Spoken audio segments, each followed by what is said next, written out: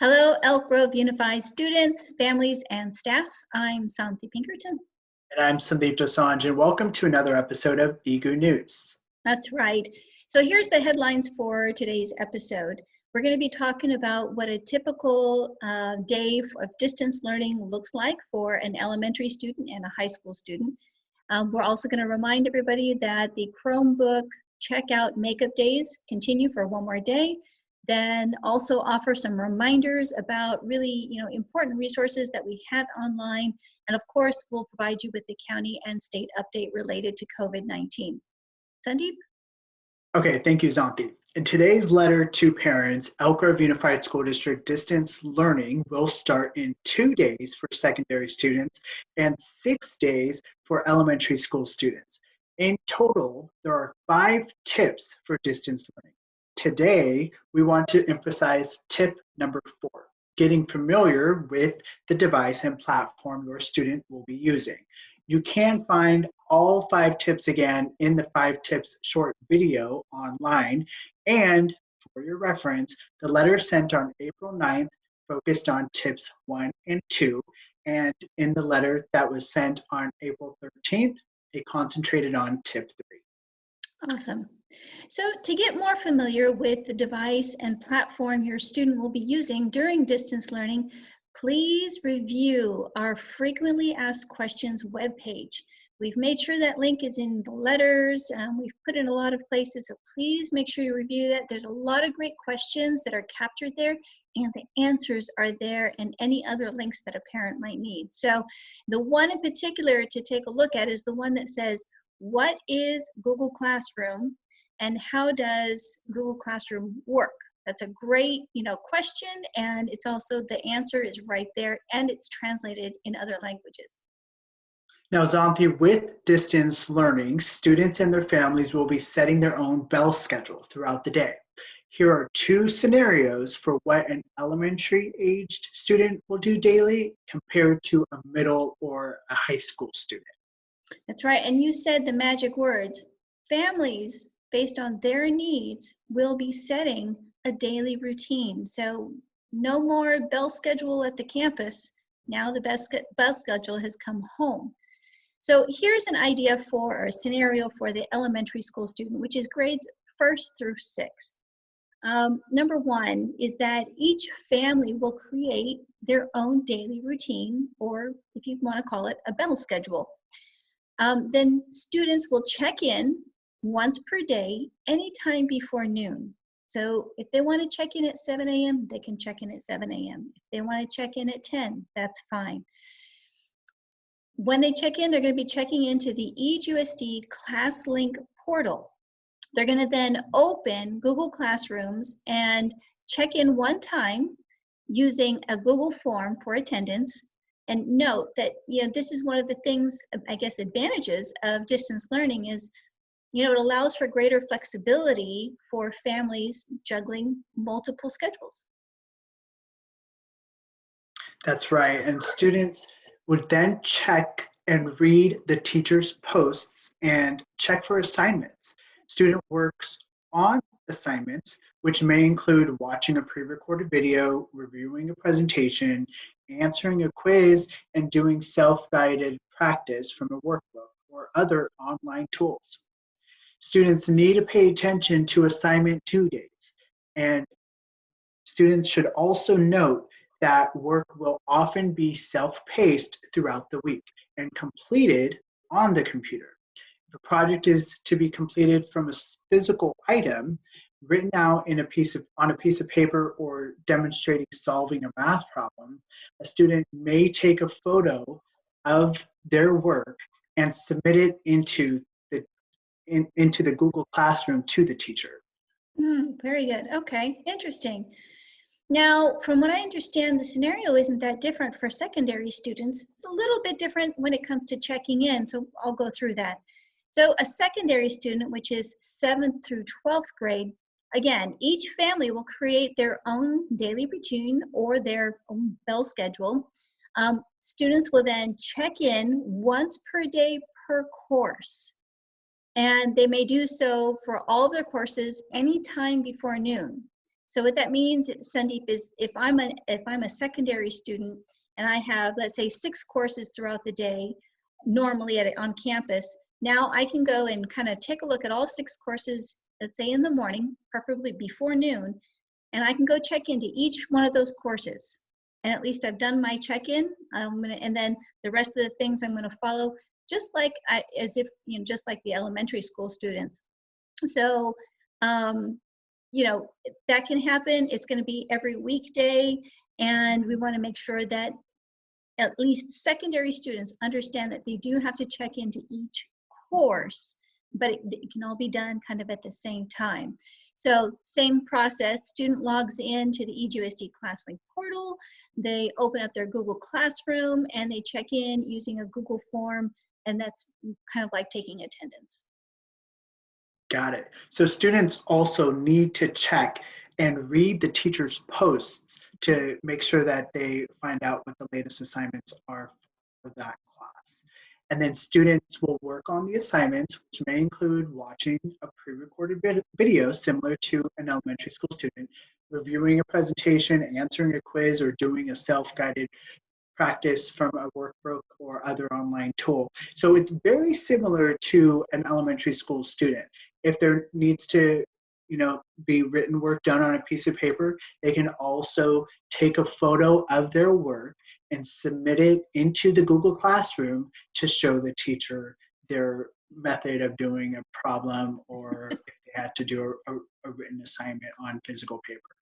That's right. And so part of tip 4 is also getting familiar with the device you're using. And so we do want to remind everybody that the last Chromebook checkout makeup day is tomorrow. It's Wednesday, April 15th. And families and students can visit any one of these 3 high school locations to be able to pick up or check out their Chromebook. And it'll be from 1 o'clock till 4 o'clock. And it's at these 3 schools: Monterey Trail High School, it'll be at Laguna Creek High School, and then also at Sheldon High School. Okay, Zanthi, let's talk about connectivity, because we're providing these Chromebooks, but connectivity might still be a question. That's correct. So there's a couple of things that we're doing about connectivity. One, if people want to reference some of those earlier letters that we wrote, I think March 30th and also March 31st, we listed the local providers who are offering internet services either for free or at low cost for several families. And there's another thing that we're doing. We're working on our hotspots, and information about that has been going out. We sent out a survey this last week to people who, if they have a Chromebook, do they also need the hotspot? Because again, let's remember that those hotspots only work with the Elk Grove Unified checked out Chromebooks. So other kinds of things that people can do, since you only have to check in really once a day, and you can check in if you're a high school student for all of your courses at at that same time, or if you're an elementary school student, you just check in once a day, again, before noon. You can also go to a Wi-Fi hotspot and do that. You don't have to necessarily have to have it at home.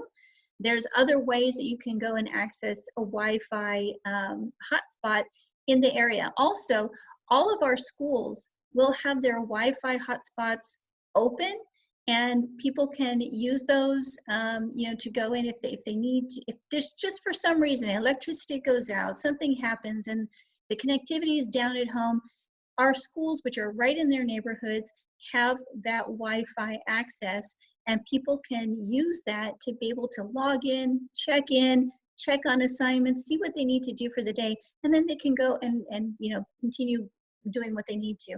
Now, granted, it's a little bit difficult when it comes to needing to watch a YouTube video. That you will need the connectivity for that.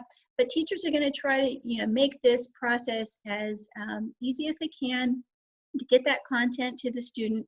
And there's just a number of ways to be able to deliver this content, either from those pre-recorded videos, which can be downloaded, or by going online, or by having a workbook available, or other things that students can do offline. Great, thank you so much, Santi. That's very useful information. Absolutely. So, okay, Sandeep, now let's shift over to our county and state update. Okay, as of today, April 14th, according to the Sacramento County Department of Public Health, the number of confirmed COVID-19 cases in Sacramento County is now at 816. Well, and then based by age group, from what I understand, the confirmed cases are as follows. In the 0 to 17 ages, there's 8. In ages 18 to 49, there are 357 confirmed cases. In ages 50 through 64, there are 199 confirmed cases, and in ages 65 and over, it's 252. And I think this number hasn't changed, or it's only gone up just a little bit. There are now 28 individuals that have now unfortunately died from complications of COVID-19. And again, of those who did pass away, they were 65 and older or had underlying health conditions. Now, Zanthi, last week, the Sacramento County issued a new public health order for all residents to continue to stay home and extended the terms of the order to increase social distancing and reducing person-to-person contact to further slow transmission of COVID-19. And also, quick reminder that there's still that mobile testing site that's available for the public now. It's at CalExpo. There's no medical care that's provided at the testing center, so and all of the tests are set by appointment only. So to register for an appointment, you have to visit projectbaseline.com, and then once you've got that, then you can head down to go get your test done. Then walk-ins will not be seen.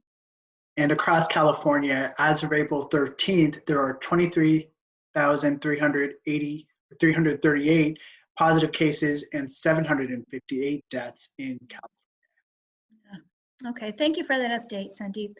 So before we end today's episode, we want everyone to remember that we have additional support and services like the EGUSD Family and Community Resources page. Lots of information on there, and still students can still make use of the enrichment activities and the fun activities while they're studying.